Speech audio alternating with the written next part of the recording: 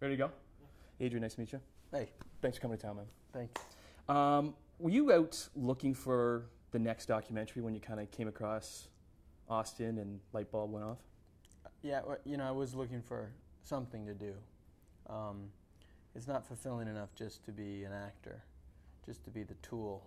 A lot of people do it though. The puppet. I needed to do something more, and Austin came around, and he was it. Was there something specific that you saw, or he was just so out of the context of what you're used to seeing? Yeah, well, it's like in The Matrix, when you see Deja vu. You notice something and you're like, something's there, and I don't quite know what it is, but it's the key. It's the portal to like a whole world, and I just wanted to follow, and that's what I did. I followed Austin for 3 years and learned a tremendous amount. Did you film everything and then you have everything there and then you're like, okay, so how are we going to mold this the way we want? Or were you kind of looking at the film as you were shooting it and then you kind of would get excited because okay, we can maybe take it in this direction? Well, I'd read this book called Mediated, which is by Thomas Zangotita, who's in the film, and it blew my mind. It just, again, with The Matrix, it was like taking the red pill or the blue pill. I think it's the red pill. The red pill. Taking the red pill. And suddenly the Matrix was revealed to me. I read this book and I saw how the media was influencing my life and how I was contributing to it. And then I saw this kid, and he was this crack in the system, sort of a little glitch.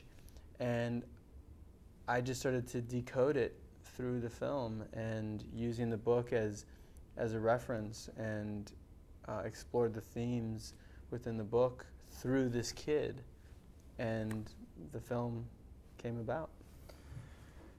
And then, so when you were reading the book, that was the time that you had already met Austin, and then you knew that you could kind of mold it in a different way and take that kind of whole celebrity obsession angle to it.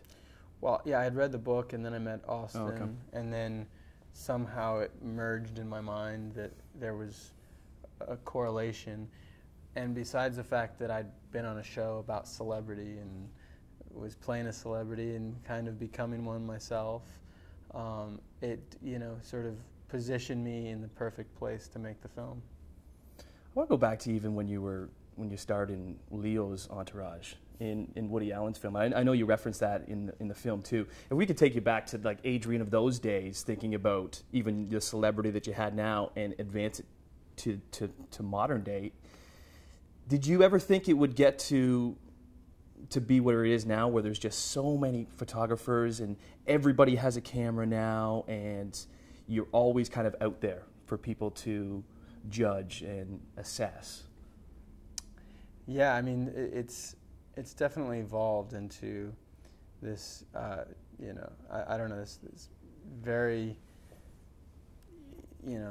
elusive hall of mirrors, where you don't know which way is up. Everything's a reflection. Everything's a reference. Everything, the lines between reality and fiction are being blurred, and everybody's taking pictures and tweeting and wanting to be a celebrity. And there's so much competition, so it's really hard to make sense. Is it right, do you think? Like, is this celebrity obsession, did you gain anything from doing this film and putting it together? Is it proper for our society to be having an obsession so much about certain people? I think what's natural is what's good.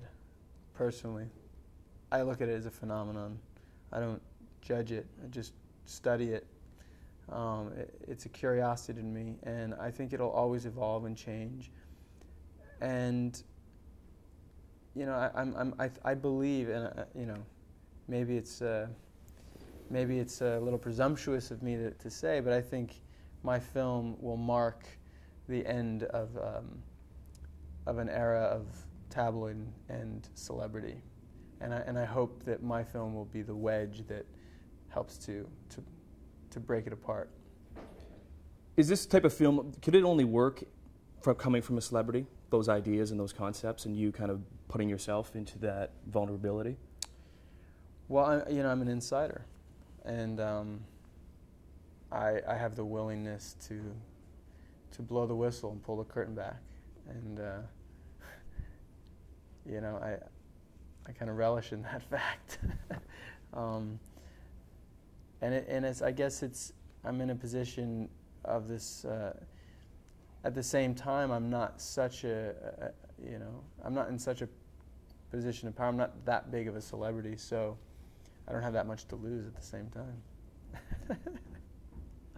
You're demeaning yourself there, but that's a kind of a good rallying point into my next question. How tough was it to get celebrities into the film? Because the pops and the celebrities, you never want to badmouth them because they can take a certain angle on you. They'll retaliate.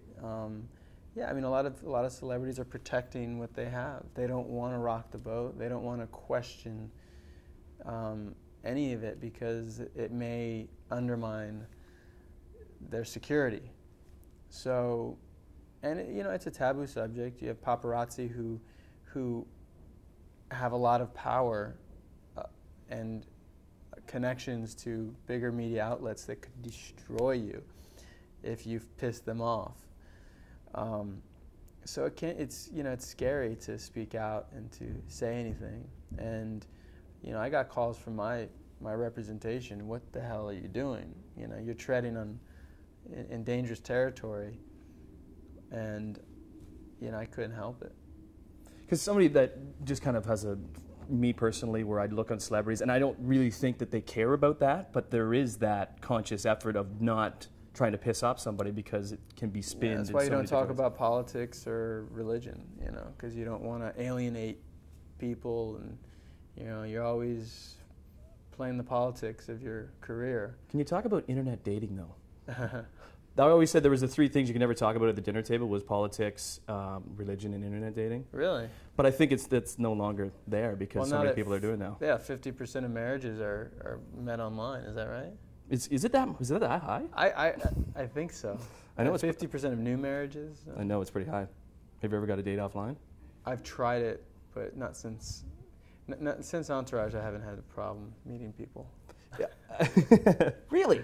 I like how you interviewed the guys from Entourage, and Eric, Kevin. This is the point I was talking about. This is the question I want to talk about because he went out with a girl and says, "Oh, I don't even know. No, I don't have a TV. I don't want to watch Entourage." And then like 3 or 4 times in the night, she called him E. Well, you don't necessarily want to admit that you know somebody because you don't want to make them uncomfortable, or you want them to think that you're just treating them like everybody else. But it's the elephant in the room, It's weird. I mean, I go to, if you go to award shows, I don't know who I know and who I don't know, who I've actually met and who I've just seen on television, because everybody looks so familiar. So, you're walking down the street and you see someone and there's the double take. I mean, it's constantly, doing it.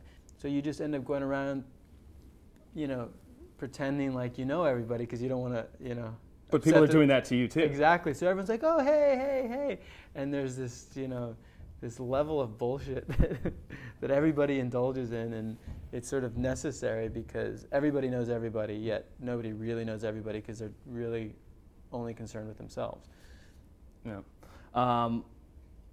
Lastly, I quickly want to mention about Paris Hilton being in it and that kind of that staged setup of setting up a shoot like that. Is there a lot of that going on where those staged kind of... What do you think? Yeah. I think, yeah. Yeah, I mean, you quickly learn to utilize the paparazzi and the media to your own advantage. I think there's this learning curve where at first you reject it and you try and squash it and try and hide away from it, and people are still running from it. And then there are those that say, you know what, I'm not going to be able to get rid of these guys. I'm going to make the most of it and use it for my benefit. So I think there's 2 types of celebrities, I guess, those who think they can actually destroy it and do something about it, and then those who embrace it and use it to their benefit. Which one are you? I'm the guy who takes it, uses it for my benefit, and then like, you know, makes a weird documentary about it. What, are you proud of it? Like, I'm assuming, how many times have you seen it now? My documentary? Yeah. You mean once it's after Once it's done, like in a screening with people. Maybe 20 times. And you're seeing it again tonight? I don't think I'm going to make it tonight. I mean, I like to watch it with different audiences. Like, I'm curious about, you know, to see. I might dip in and out to see like what the Canadian audience is thinking and what they're getting from it. I mean, it's amazing. I've been around the world with it, so an audience in, you know, New Zealand or Australia is completely different than Czech Republic. Like reacting in different spots? Reacting in different spots, but also the cultural takeaway is different. You know, in the Czech Republic, you know, we're like aliens to them. This whole celebrity thing, they're like they don't understand America, and I guess nobody really does. But it's very foreign and bizarre to them in a different way. Whereas, you know, and then Australians were very boisterous and vocal about how they felt. So they were much louder and expressive.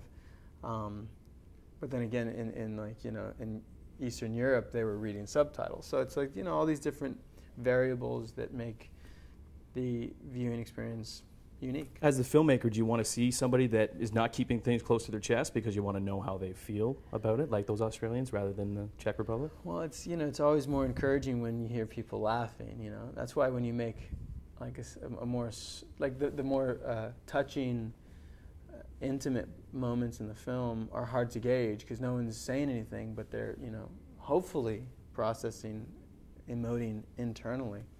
But you can't ever, you know, it's not tangible. You can't gauge whether or not they're enjoying themselves. So you know, it's much more like relieving to when somebody's expressing vocally how they feel, or even if they gasp like, oh my God, like something like that. I'm like, oh good, they get it, or it works. I have to quickly. We're done. I just want to ask about Vince on Entourage and quickly how you feel, how he's kind of the darker character now. Are you enjoying kind of playing that? The Dark Knight. The Dark Knight. Yeah. Vince's evil twin brother. It's been great. I mean, I've been waiting a long time to do something like this. And I just watched this week's episode, and you and E are getting along, man. Aww. It's too bad. Dude, thanks a lot, man. Thank you. Thanks for coming, Tom.